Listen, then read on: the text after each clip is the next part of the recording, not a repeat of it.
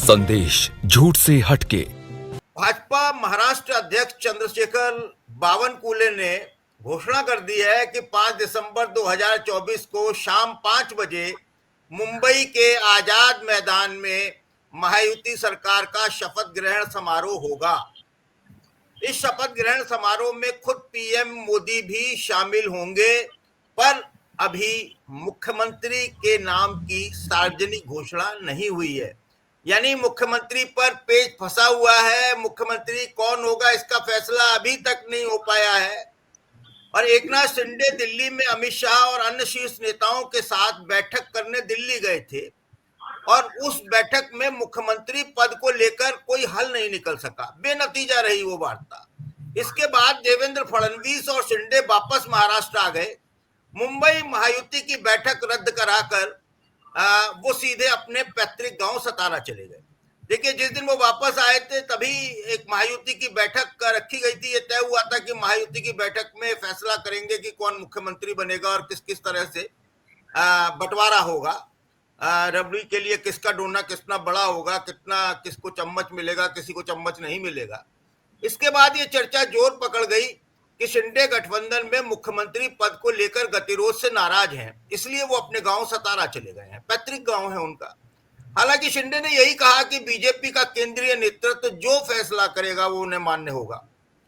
खबरें ये भी है कि एकनाथ शिंदे ने डिप्टी सीएम बनने से इनकार कर दिया है और मंत्री पदों की लिस्ट और विधायकों के नाम उन्होंने नेतृत्व को दे दिए हैं।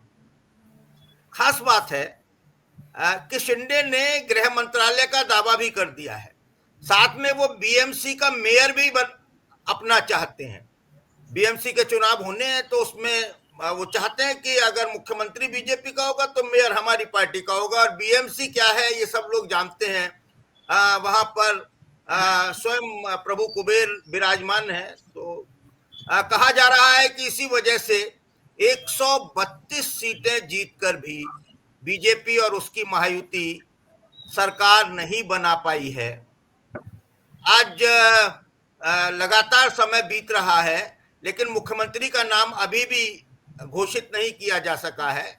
और आज एक नई खबर आ गई और खबर भी बड़ी मजेदार है कि एकनाथ शिंदे को वायरल फीवर हो गया है, ठंड लग गई है उन्हें, जुकाम वगैरह भी हो गया है। इसलिए वो सतारा में यानी अपने पैतृक गांव में अपना ट्रीटमेंट करा रहे हैं। घर पे डॉक्टरों को बुलाकर वो ट्रीटमेंट करा रहे हैं। कार्यवाहक मुख्यमंत्री हैं और सतारा में पैतृक गांव में वो अपना इलाज करा रहे हैं। वैसे ये भी कहा जाता है कि जब जब वो खिन्न होते हैं, जब जब वो परेशानी में होते हैं तो वो अपने गांव चले जाते हैं और कुछ दिन वहां रहकर वो चिंतन मनन करते हैं, नई रणनीति बनाते हैं। क्या बना रहे हैं वो रणनीति, ये हम जानने की समझने की कोशिश करेंगे। जैसे भविष्य के गर्भ में है, कब निकलेगा हल और कितने दिन तक महाराष्ट्र की जनता को इंतजार करना पड़ेगा। कौन बनेगा मुख्यमंत्री या राज्यपाल चलाएंगे महाराष्ट्र, आज चर्चा इसी पर। और मैं इस चर्चा पर सबसे पहले भाई धनंजय सिंह जी को बुला रहा हूं। धनंजय सिंह जी, क्या कहेंगे प्रभु आप? देखिए, अक्सर ये आरोप लगता रहता है कांग्रेस के ऊपर कि बड़ी गुटबाजी है। और अगर ये समझिए कि महाविकास आघाड़ी जीत जाती और ये स्थिति रहती तो एक तो पहले राष्ट्रपति शासन लग गया होता महाराष्ट्र में, क्योंकि 26 तारीख को कार्यकाल खत्म हो रहा था विधानसभा का, तो राष्ट्रपति शासन लग जाता। उसके बाद तो राष्ट्रपति शासन नहीं लगा है। फिर दूसरी बात होती कि ये देखिए, पूरा मीडिया जो है, पूरा गटर मीडिया चिल्ला रहा होता, पूरा प्रिंट मीडिया चिल्ला रहा होता कि ये तय नहीं कर पा रहे हैं मुख्यमंत्री, सरकार कैसे चलाएंगे, प्रदेश कैसे चलेगा, है ना। प्रधानमंत्री उधर प्रवचन दे रहे होते, गृह मंत्री उधर प्रवचन दे रहे होते, पता नहीं कौन कौन प्रवचन दे रहा होता। लेकिन अभी देखिए सन्नाटा फैला हुआ। आपने जो बताया कि बावनकुले कह रहे हैं कि 5 तारीख को आजाद मैदान में, अब हमने सुना था कि वानखेड़े स्टेडियम में होने वाला है, अब देखिए आजाद मैदान पहुंच गया। तो आजाद मैदान में शपथ ग्रहण समारोह करेंगे। और अभी देखिए माहिम के पास जो है, जो धारावी का इलाका है, बांद्रा माहिम के बीच में, वहां पे कहीं मैंग्रोव में आग लग गई है, क्योंकि अडानी जी को दिया जाना है। तो वहां आग लगनी शुरू हो गई है। मैंग्रोव जरूरी होता है, समुद्री इलाका है। उसके बाद जो चल रहा है उसमें दिक्कत ये है कि जो आपने शिंदे साहब की बात कही, शिंदे साहब को बीमार हो गए हैं, यहाँ से डॉक्टर भी मुंबई से भेजे गए वहां पे, ये बात भी सही है। लोग कह रहे हैं कि फूफा जी नाराज हो गए। हमने कहा वो फूफा जी नहीं है, चाचा जी नाराज हो गए। फूफा जी का तो शेयर होता नहीं है, स्टेक नहीं होता है उनका। हालांकि अब फुआ का स्टेक होने लगा है 2005 के बाद, लेकिन चाचा का जो है बड़ा भारी स्टेक होता है। और जो शिंदे साहब हैं उनके लिए देखिए, सौभाग्य और दुर्भाग्य दोनों एक साथ जोड़ देता हूं मैं। सौभाग्य ये रहा कि उनके नेतृत्व में महायुति को भारी बहुमत मिला। दुर्भाग्य ये रहा कि उनका यही बहुमत उनके लिए काल बन गया। अगर बहुमत नहीं मिलता, मतलब आसपास रहते, समझिए कि 145 में बहुमत था और 150 रहता, तो अभी देखिए खेल हो गया होता, है ना। अभी मुख्यमंत्री वही होते जो चाहते शिंदे साहब। इसीलिए वो नीतीश फार्मूला मांग रहे थे, लेकिन नीतीश फार्मूला नहीं लागू हो पाया। लेकिन नीतीश फार्मूला अभी चलेगा यहाँ, लागू भले नहीं कर पाई है बीजेपी, लेकिन बीजेपी को सोचना पड़ेगा। मतलब शिंदे को नाराज नहीं करने कर सकते हैं, रिस्क है वो शिंदे को नाराज कर, क्योंकि अजित पवार साहब कब पीठ फेर लेंगे पता नहीं है।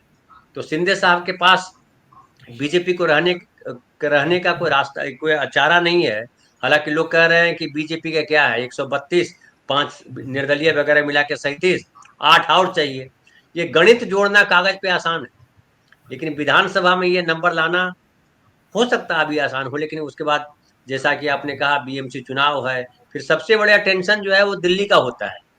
7 सांसद हैं शिंदे जी के, 7 सांसद अगर खिसक लिए तो मोदी जी विदेश में ही रह जाएंगे, प्रधानमंत्री पद छीन जाएगा, है ना। जैसा हमारे बिहार में हुआ था, जब नीतीश कुमार जी ने बीजेपी के साथ छोड़ दिया था और तेजस्वी यादव के साथ सरकार बनाई थी, तो जो उनके मंत्री थे शाहनवाज हुसैन, उद्योग मंत्री, उनको जहाज में पता चला कि हम मंत्री अब नहीं रहे, तो वो स्थिति बन सकती है। तो रिस्क है और शिंदे साहब को मनाना पड़ेगा। लेकिन जो सबसे आखिर में बात है कि बीजेपी के साथ मुश्किल ये है कि बीजेपी गणित जोड़ रही है।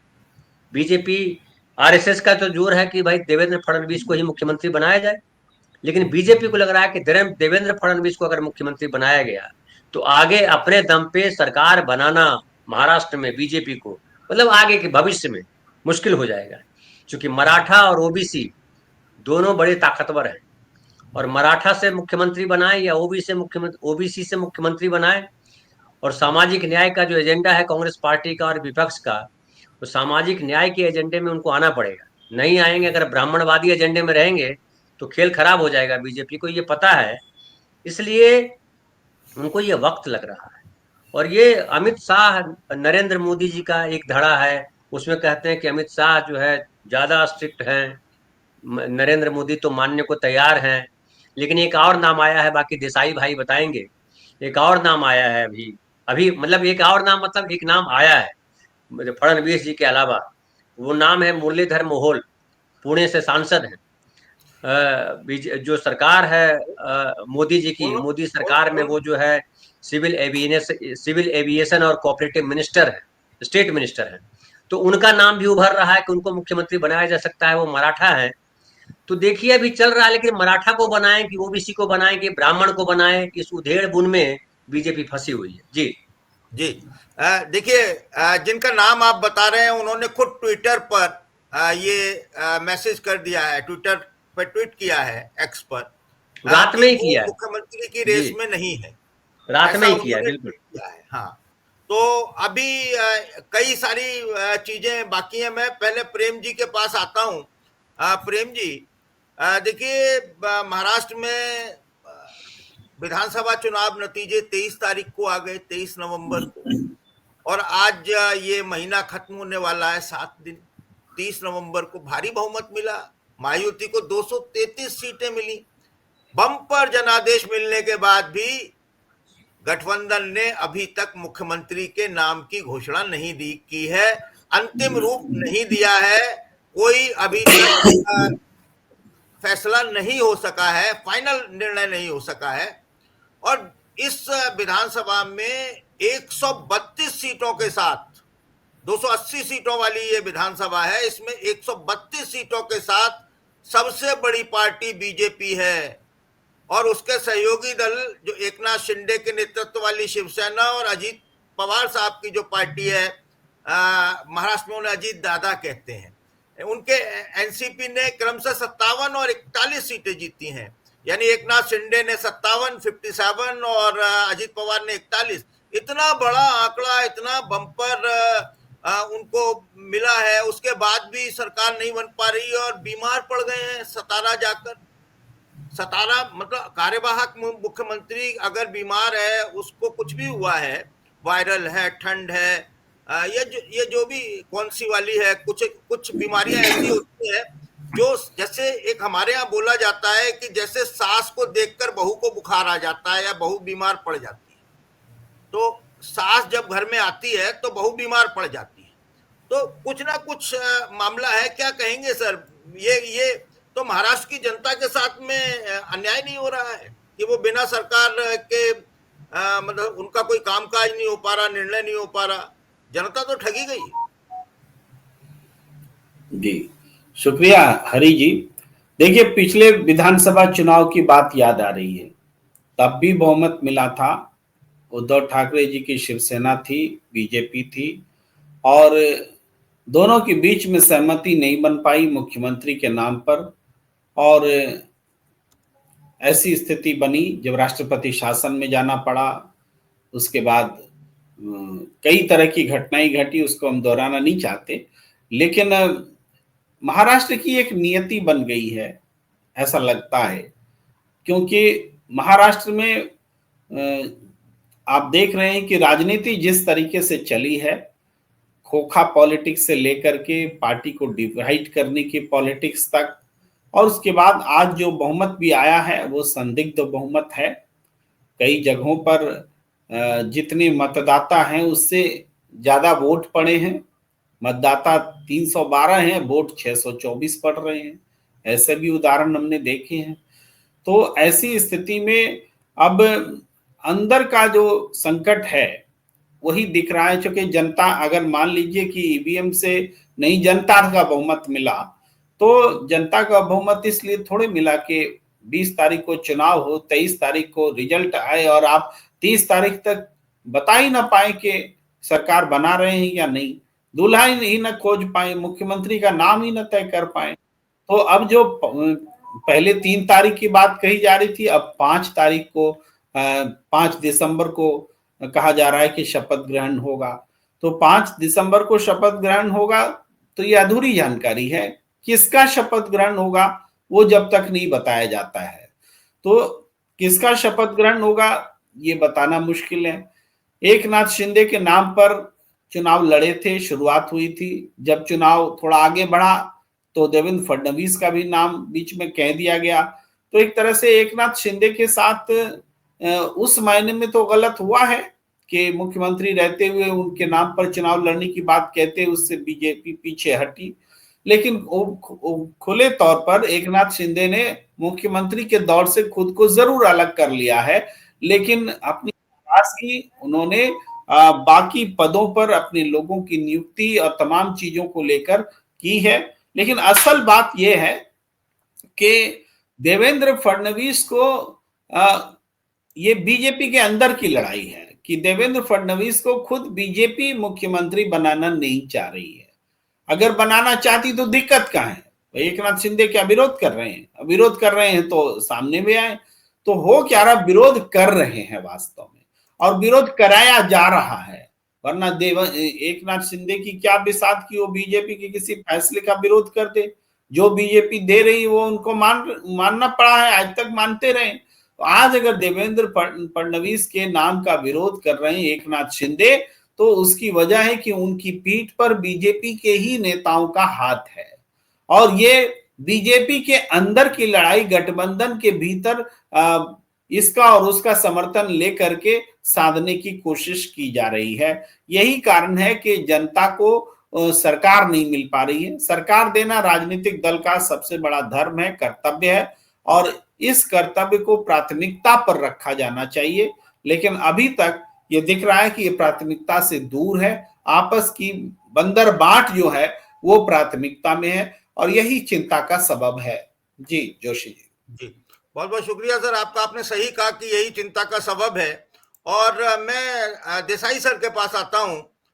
देसाई सर देखिए, जो महायुति के नेताओं की दूसरी बैठक होनी थी वो तो नहीं हुई है अभी तक। इसी में सीएम के नाम का फैसला लिया जाना था, ऐसा कहा गया था, बीजेपी की तरफ से ही कहा गया था। इससे पहले शिंदे ने दोहराया था कि मुख्यमंत्री पद को लेकर कोई बाधा नहीं है, और लाडला भाई एक ऐसा टाइटल है जो उनके लिए किसी भी चीज से अधिक मायने रखता है। यानी वो मुख्यमंत्री नहीं भी रहेंगे तो उनका कहना था कि लाडले भाई तो वो रहेंगे ही रहेंगे। और लाडला भाई यानी कि वो अपने मध्य प्रदेश वाले चौहान साहब हैं, पूर्व मुख्यमंत्री, वो भी लाडला भाई हैं, तो उसी की राह पर जाएंगे। तो ये सारी चीजें वहां पर चल रही हैं। उन्होंने ये भी कह दिया कि मेरे को बीजेपी का सीएम मंजूर है, ऐसा ऐसा कहा गया। लेकिन एकनाथ शिंदे ने अमित शाह के सामने जो अपनी शर्तें रखी, अपनी बात रखी, तो उन्होंने मतलब सबसे ज्यादा तो ये कहा, बल देकर ये कहा कि विधानसभा चुनाव उनके नेतृत्व में लड़ा गया, और इसमें महिला मतदाताओं, मराठों, पिछड़ा वर्ग ने महायुति को वोट दिया। और उन वो मुख्यमंत्री के जो पसंद वाले सर्वे थे उनमें उनका नाम सबसे ऊपर चल रहा था। और लाडली बहन योजना, आरक्षण निर्णय और विभिन्न समुदायों को गठित सहकारी बोर्डों के कारण भी उन्होंने कहा कि इसलिए महायुति जीती। यानी कि वो सीधा सीधा था कि मुझे बना दिया जाए मुख्यमंत्री, और इसकी वजह उन्होंने बताई। वजह ठीक है कि उनके नेतृत्व में लड़ा गया तो उनका दावा बनता है। शिवसेना जो शिंदे साहब वाली है, उनके एक वरिष्ठ नेता ने एक बयान आया था उसका, उसने कहा कि लोगों ने इस उम्मीद के साथ मतदान किया है कि शिंदे साहब ही अगले मुख्यमंत्री होंगे, और ये अगर मुख्यमंत्री नहीं बनाया गया तो गलत संदेश जाएगा। सर क्या कहेंगे आप? हाँ, मैं एक मिनट अनम्यूट कर दिया है सर मैंने। जी देसाई सर। जो अभी जो वक्ता ने बताया, तो मेरे ख्याल से बीजेपी को ही देवेंद्र फडणवीस को चीफ मिनिस्टर बनाना या नहीं बनाना है, इस पर जो संदेह उन्होंने व्यक्त किया, मेरे ख्याल से उसमें कोई सत्य है। उसी तरह महाराष्ट्र में देवेंद्र फडणवीस जी के बारे में अच्छा ओपिनियन नहीं है। एक मराठा कम्युनिटी का भी है, और इन्होंने जो होम मिनिस्ट्री अपने पास रखी है 10 साल से, तो उसमें अच्छी घटनाएं महाराष्ट्र में हुई नहीं है। क्योंकि दाभोलकर पानसरे मर्डर का जो इन्वेस्टिगेशन चल रहा था उसमें उन्होंने इंटरफेयर किया था। बाद में अनिल देशमुख पर अटैक हो गया, और रश्मि शुक्ला के अपॉइंटमेंट के बारे में भी।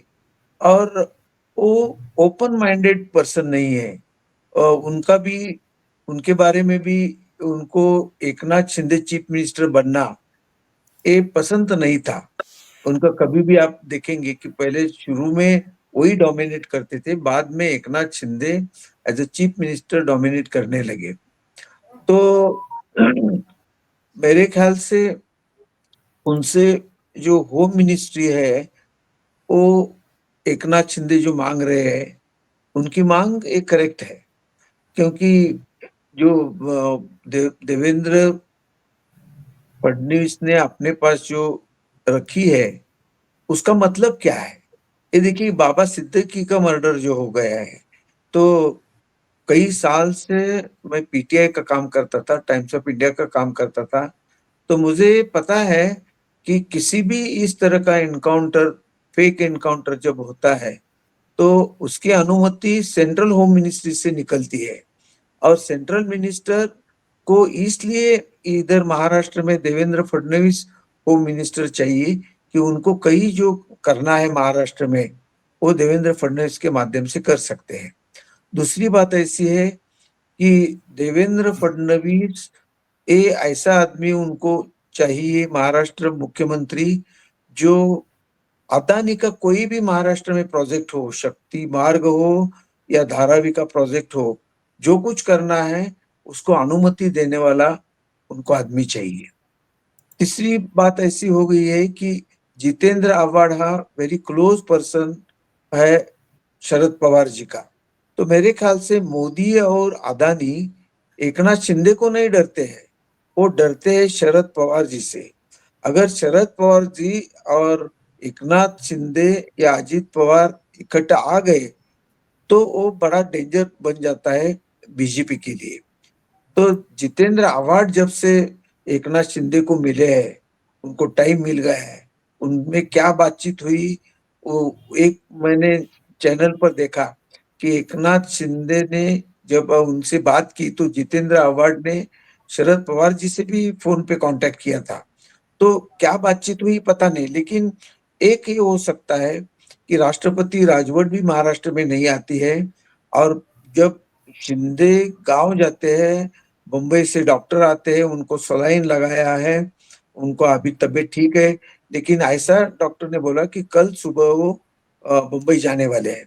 तो मुंबई आ भी जाएंगे, लेकिन मेरे ख्याल से अगर उनकी मर्जी से उनको जो खाता नहीं दिया तो उन्होंने एक डोर ओपन किया है, वो शायद वो कांग्रेस में भी अजित पवार और एकनाथ शिंदे जा सकते हैं। ये भी चर्चा चल रही है महाराष्ट्र में। लेकिन मैंने अभी एंड्रॉइड पर एक कार्टून देखा रोबो का।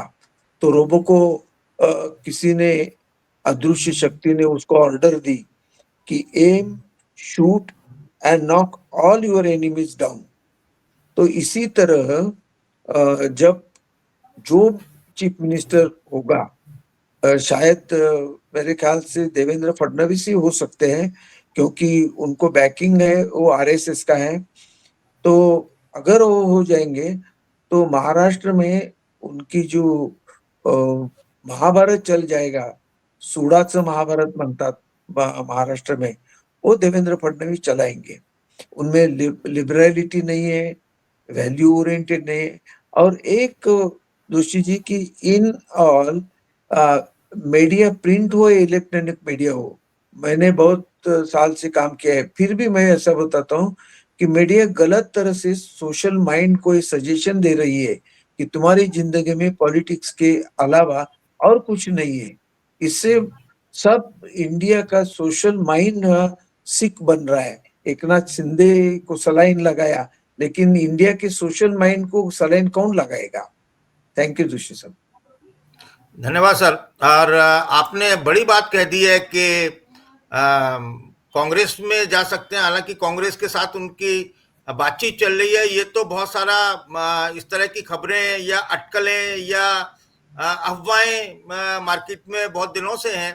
प्रेम जी, पहले तो आपसे मैं इस पर टिप्पणी ले लूं कि क्या आपको लगता है कि ऐसा भी संभव है? फिर से बताएं कैसा संभव है, क्या पूछना चाह रहे हैं? अभी देसाई सर ने कहा कि वो उनकी कांग्रेस में जाने की भी चर्चा चल रही है, उनकी कांग्रेस से भी बात हुई है, शिंदे की और अजित पवार की। माने आप दोनों की बात कर रहे हैं ना?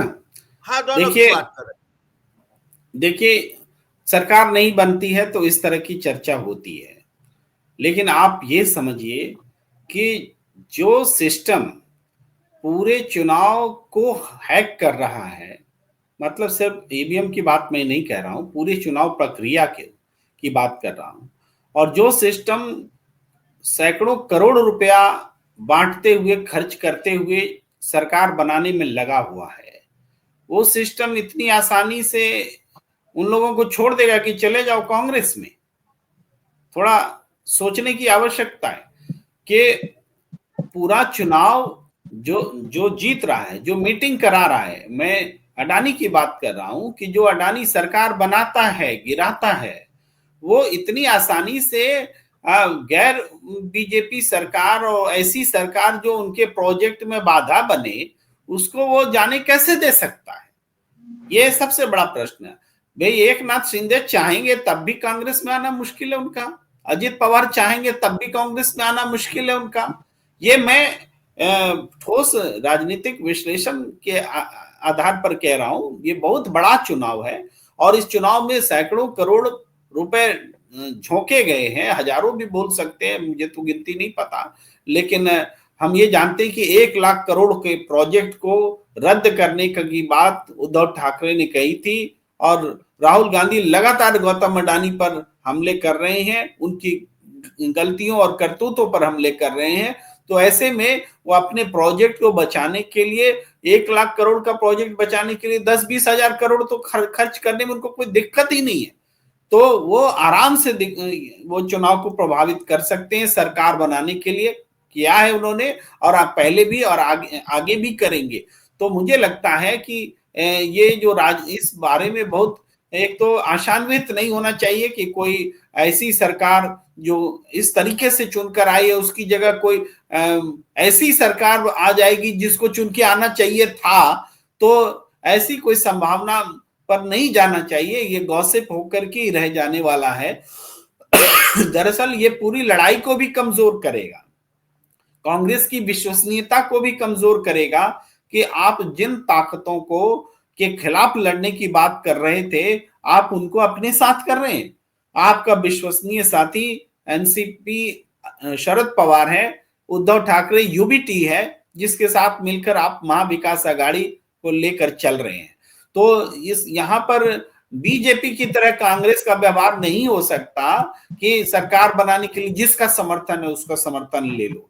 यहाँ नीतिगत बातें भी होंगी, क्योंकि लड़ाई पूरे देश व्यापी है, केवल महाराष्ट्र की नहीं है। महाराष्ट्र की राजनीति पूरे देश को प्रभावित करेगी, ये बात है। इसलिए उस लड़ाई को मजबूत करने की जरूरत है जिसके तहत ये रिगिंग हुई है चुनाव की, वहां पर बात होगी और आगे भी वहां पर समन्वय होगा, न कि सरकार बनाने की जल्दी में महाविकास आघाड़ी या कांग्रेस दिखेगी। मेरा विश्लेषण थोड़ा सा अलग है कि ऐसी जोड़ तोड़ की सरकार एक तो अडानी बनने नहीं देगा, दूसरी कांग्रेस की विश्वसनीयता पर भी इस पर आंच आएगी।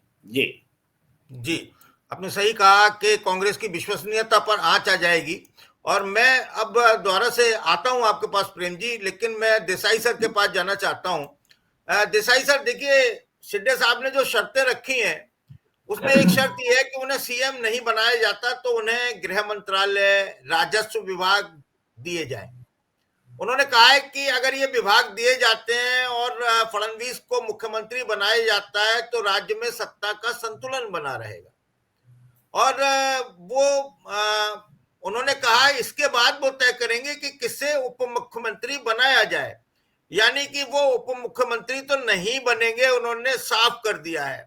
आपको लगता है कि शिंदे साहब डिप्टी सीएम का पद नहीं लेंगे और वो इन मंत्रालयों के बगैर मान जाएंगे? और देखिए, ये शर्तें रखने के बाद महायुति की बैठक होनी थी। अमित शाह ने कहा था कि मुंबई जाकर महायुति की बैठक कीजिए, तीनों नेताओं आपस में बात कीजिए और फिर क्या कहते हैं तय कीजिए। अभी वो बैठक तो हुई नहीं है, लेकिन तारीख तय हो गई। जी, मुझे ऐसा लगता है कि जैसा अमेरिका में ट्रम्प और कमला हैरिस का जो ये हुआ, उधर एलन मस्क एक आता है, माइक्रोसॉफ्ट एक आता है। तो अमेरिका हो या इंडिया हो, हमें जो पर्दे के पीछे का जो फोर्स है उसका हम कंसीडर नहीं करते हैं। जैसा अभी साहब ने बोला कि अदानी नहीं चेंज करने देगा, क्योंकि अदानी का प्रोजेक्ट को सपोर्ट करना है अमित शाह और मोदी का टारगेट ही है।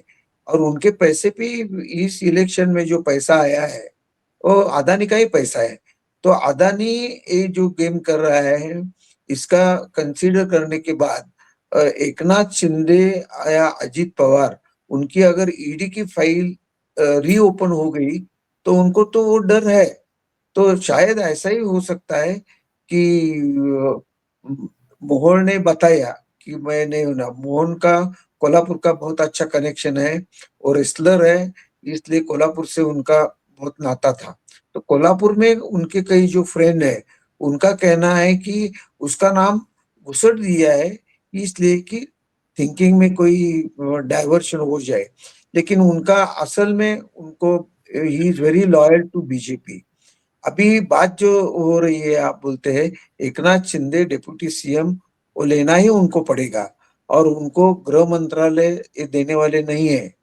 तो उनकी जो रीजन है वो अमित शाह और मोदी अभी इंटरफियर करेंगे और उनको दबाव डाल के, प्रेशर डाल के मिनिस्ट्री फॉर्म हो जाएगी 5 तारीख को। जी। प्रेम जी, वो दबाव कैसा होगा? वो मतलब वैसे ही होगा, खोखों वाला होगा, ईडी का होगा, सीबीआई का होगा? क्या दबाव के आगे शिंदे झुक जाएंगे? शिंदे को मालूम है कि उनको उनकी बलि चढ़नी है। सबसे पहले उद्धव ठाकरे की भी चढ़ी थी।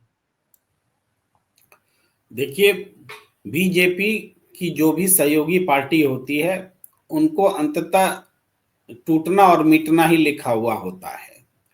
तो वो दबाव भी होता है तो उनके स्वभाव को जानकर होता है कि सहयोगी दल जो उनके साथ हैं किन परिस्थितियों में आए थे, क्या लोभ लेकर आए थे, और अब बदली हुई परिस्थिति में क्या लोभ लेकर के वो बीजेपी को सत्ता सौंपेगी। क्योंकि बीजेपी का मकसद तब भी उद्धव ठाकरे के साथ खुद सत्ता में आना था और आज भी बीजेपी का मकसद अपने सहयोगी दल से सहयोग लेकर खुद सत्ता में आना है।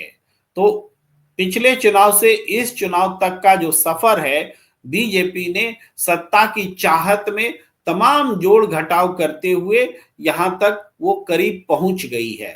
अब इसके लिए एक नाथ शिंदे की क्या कमजोरी थी? किसी से छिपी हुई है क्या? जो कमजोरी थी, जिस वजह से उनको सत्ता में लाया गया, वो जुड़े मुख्यमंत्री बनाए जाएंगे ये बोल करके, अब बनाए रखे जाएंगे ये बोल करके तो कोई एग्रीमेंट हुआ नहीं था, लेकिन सरकार बनी, उनको मुख्यमंत्री बनाया गया, अजित पवार को भी जोड़ा गया ताकि उनका दबाव थोड़ा हल्का हो। नहीं तो अजित पवार को सरकार में लाने की जरूरत क्या थी? बहुमत तो था ही। तो दबाव मतलब एक नाथ शिंदे का दबाव बीजेपी पर ना आए, उल्टा बीजेपी का दबाव एक नाथ शिंदे पर पड़ जाए, इसी रणनीति पर बीजेपी चली। और अब चुनाव नतीजे उन्होंने ऐसा बना लिया है कि भाई दोनों जोड़ करके भी बीजेपी से कम है। बीजेपी बहुमत के वही 15 सीट और ले लीजिए तो करीब है इसमें सरकार बनाने के। तो ऐसी स्थिति में दबाव इस मामले में भी एक नाथ शिंदे पर काम बहुत ज्यादा बीजेपी का करेगा, क्योंकि बीजेपी ने अपने बहुत सारे एमएलए को एक नाथ शिंदे की पार्टी से चुनाव लड़ा करके वहां पर रख रखा है। भाई खुलेआम आप हम सब जानते हैं कि अपने सिंबल पर भी एक नाथ शिंदे को भी लड़ाया है और कुछ लोगों को तो एक नाथ शिंदे के लोगों को भी बीजेपी अजित पवार सब तीनों ने एक दूसरे के सिंबल पर भी लड़ा है। ये भी चीजें हैं। तो ये लड़ाया कौन है? करने वाला कौन है? करने वाली तो बीजेपी है, तय तो वही कर रही थी। इसका मतलब है कि जो संख्या घटी हुई दिख रही है वो वास्तव में घटी हुई नहीं है। वो बिठा के दिखाएंगे कि बेटा मान जाओ, नहीं तो जो मिल रहा है वो भी नहीं मिलेगा। मिल जाओगे तो पैसा भी मिलेगा, मिल जाओगे तो शोहरत भी मिलेगा, मान जाओगे तो, और अगर नहीं मानोगे सरकार तो हम बना ही लेंगे। हम जब इतना खर्चा तुम्हें जोड़ने के लिए कर सकते हैं तो तुम्हारी पार्टी को तोड़ने के लिए भी कर सकते हैं। तो ये बात एक नाथ शिंदे को पता है। लेकिन एक नाथ शिंदे जो कोप भवन में गए हैं वो अपनी मर्जी से नहीं गए हैं, ये हम कहना चाहते हैं। वो बीजेपी के ही भाई अमित शाह ने उनको भेजा है कि जाओ कोप भवन में, देवेंद्र फडणवीस को हमको नहीं देना है बनने मुख्यमंत्री। तो वो उनसे एक जिद और रट लगवा रहे हैं ताकि उस बहाने एक देवेंद्र फडणवीस को हटा के कोई नया नाम लाया जाए। पूरी कवायद यहाँ है और इसके लिए जो करना है वो बीजेपी कर रही है। जी जी। अच्छा, एक चीज और मैं कहना चाहूंगा कि इन्होंने साफ साफ कह दिया है। आप कह रहे हैं कि वो देवेंद्र फडणवीस को भेजा है अमित शाह ने, संभव है, कुछ भी हो सकता है, राजनीति है, लेकिन उन्होंने तो साफ साफ कहा है, ये शिंदे के करीबी सूत्रों का कहना है कि सरकार का हिस्सा नहीं होगी उनकी पार्टी अगर तीनों विभाग शिवसेना को नहीं दिए गए। शिंदे की शिवसेना को अगर ये तीनों विभाग, मलाईदार विभाग नहीं दिए गए, इसमें गृह मंत्रालय भी है, नहीं दिए गए तो वो शामिल नहीं होगी। शिवसेना राज्य में बाहर से समर्थन देगी।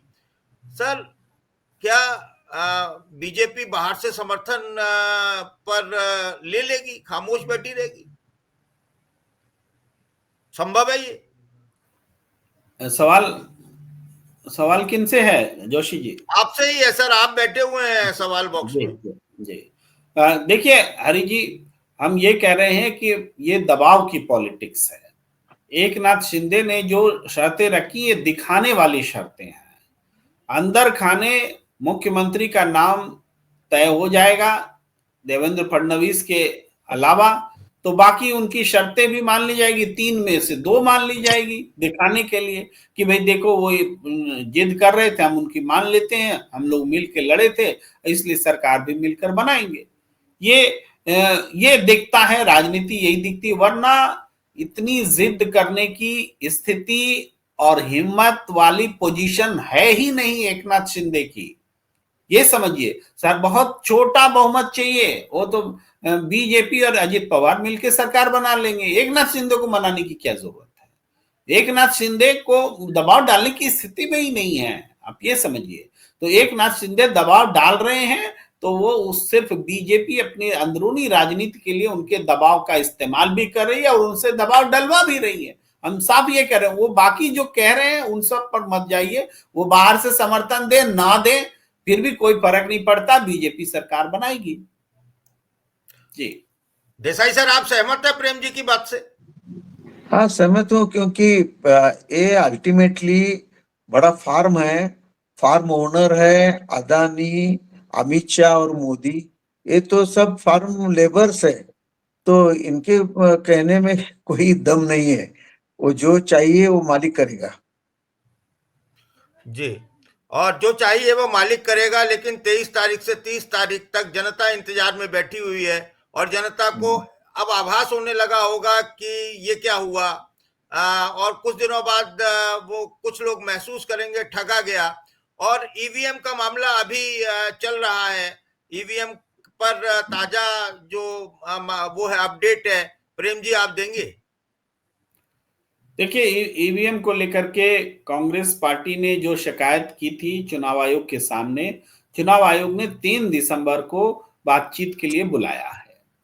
तो ये अपडेट यही है।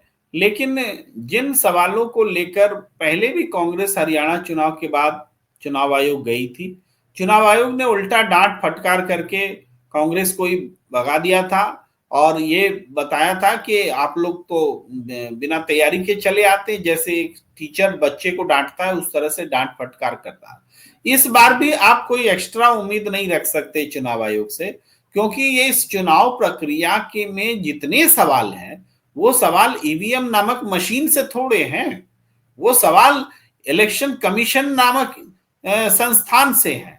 इलेक्शन कमीशन ऑफ इंडिया के चीफ जो है उनकी नियुक्ति से लेकर के बाकी आयुक्तों की नियुक्ति, तमाम चीजें जुड़ी हैं और सुप्रीम कोर्ट का फैसला तक बदला गया इस चीज को करने के लिए, चुनाव आयोग को मुट्ठी में करने के लिए। और जो घटनाएं घट रही हैं, चाहे मतदाता सूची में परिवर्तन का मामला हो, महाराष्ट्र में 47 लाख वोटर को जोड़ने का मामला हो, जो आम बात नहीं है, इसका कल्प्रिट कौन है, आरोपित कौन है? आरोपित स्वयं चुनाव आयोग है। ईवीएम ने थोड़े बढ़ा दिया 47 लाख वोटर तो चुनाव आयोग ने बढ़ाया ना। वो कौन सी प्रोसेस है भाई, 47 लाख वोटर बढ़ गए?